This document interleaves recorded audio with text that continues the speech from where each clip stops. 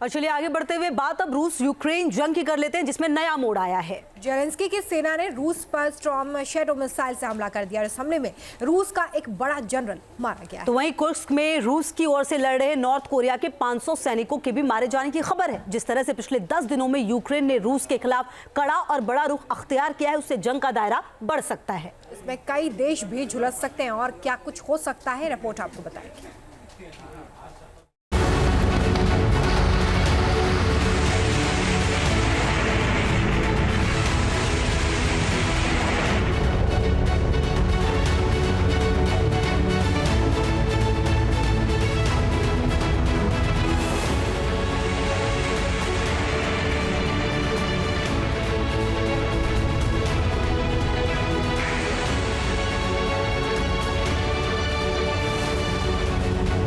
Ukraine ने पहले दागी अमेरिका की ATACMS मिसाइल।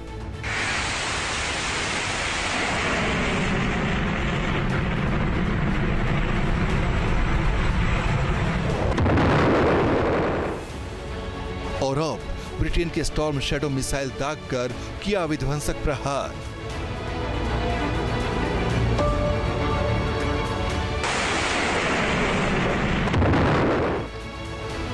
करीब 10 दिन पहले जब यूक्रेन ने अमेरिका की ATACMS रूस पर दागी थी तो पूरी दुनिया दंग रह गई थी। पुतिन का खून खौल गया।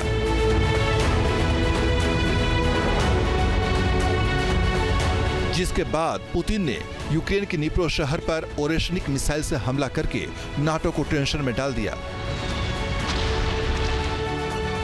अमेरिका को परेशान कर दिया, साथ ही जेलेंस्की को बैकफुट पर ला दिया था। लेकिन अब एक बार फिर से जेलेंस्की ने रूस के खिलाफ ब्रिटेन की मिसाइल से विध्वंसक प्रहार किया है।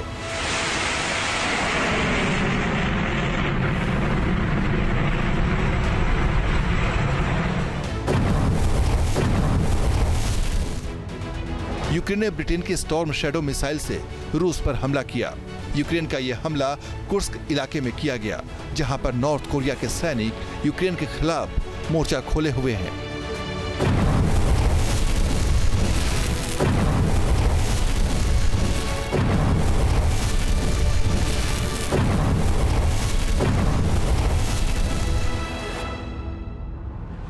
यूक्रेन की ओर से दावा किया गया है कि स्टॉर्म शैडो मिसाइल के हमले में रूस का एक टॉप जनरल मारा गया है। जान गंवाने वाले रूसी जनरल का नाम लेफ्टिनेंट जनरल वालेरी सोलोडचुक है।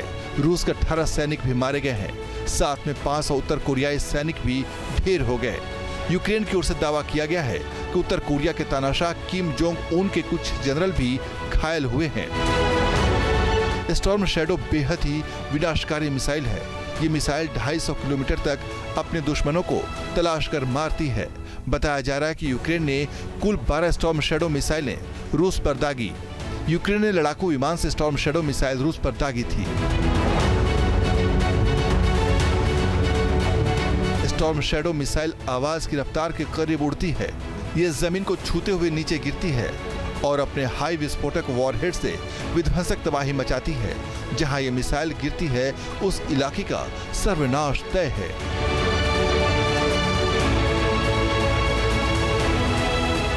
पिछले कई महीने से लगातार यूक्रेन नाटो से रूस पर लंबी दूरी की मिसाइल दागने की इजाजत मांग रहा था, जो रूस के अंदर हमला कर सके।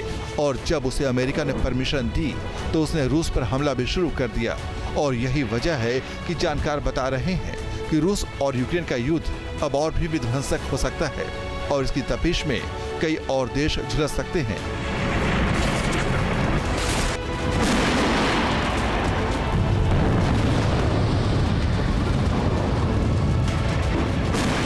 यूक्रेन में यूरोपियन कंट्रीज के ट्रूप पहले से तैनात हैं, ट्रेनिंग के नाम पे, मेंटेनेंस के नाम पे, एडवाइस के नाम पे। और अब अमेरिका की अटैक MS मिसाइल जिसका रेंज 300 किलोमीटर और तो और यूनाइटेड किंगडम की स्टॉर्म शैडो मिसाइल जिसका रेंज 500 किलोमीटर से कुर्स्क में अटैक किया गया। 500 नॉर्थ कोरियन सैनिकों की जानकारी के मुताबिक मौत हो गई। यानी कि रूस और यूक्रेन के दायरा अब स्पाइरली रेशो के अंदर बढ़ रहा है। रूस यूक्रेन जंग, जेलेंस्की को यूरोपीय सैनिकों का संग। रूस और यूक्रेन का युद्ध जब से चल रहा है तभी लगातार रूस के खिलाफ नाटो के सैनिकों के उतारने की बात कही जा रही है। जर्मनी और फ्रांस जैसे देश तो इसकी पैरवी भी कर चुके हैं, लेकिन काफी दिनों तक बात चलती रही, लेकिन बात नहीं बनी।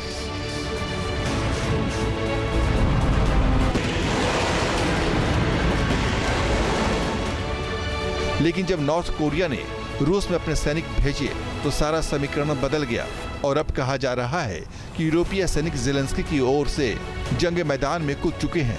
फ्रांस और ब्रिटेन का रुख तो पहले से ही सीधे तौर पर जंग में सैनिक उतारने की थी और अब इस खबर पर मुहर भी लग रही है।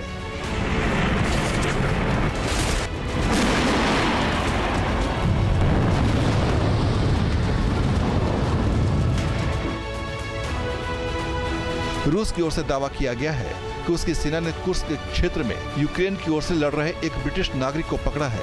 पकड़े गए ब्रिटिश नागरिक की पहचान जेम्स स्कॉट रिस एंडरसन के रूप में की गई है। रिपोर्ट में एंडरसन के हवाले से कहा गया है कि उसने 4 साल तक ब्रिटिश सेना में सिग्नल मैन के रूप में सेवाएं दी और फिर इंटरनेशनल लीजन ऑफ यूक्रेन में शामिल हो गया, जिसका गठन लगभग 2.5 साल पहले रूस यूक्रेन जंग के दौरान ही किया गया था।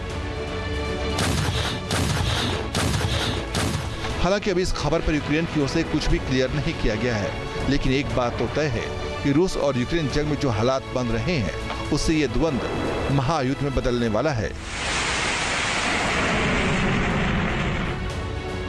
जिसकी आंच में कई देश झुलस सकते हैं।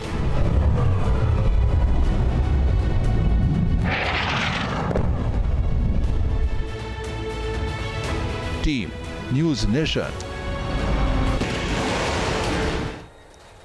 न्यूज नेशन अब व्हाट्सएप पर खबरों के ताजा अपडेट के लिए न्यूज नेशन के इस QR कोड को स्कैन करें।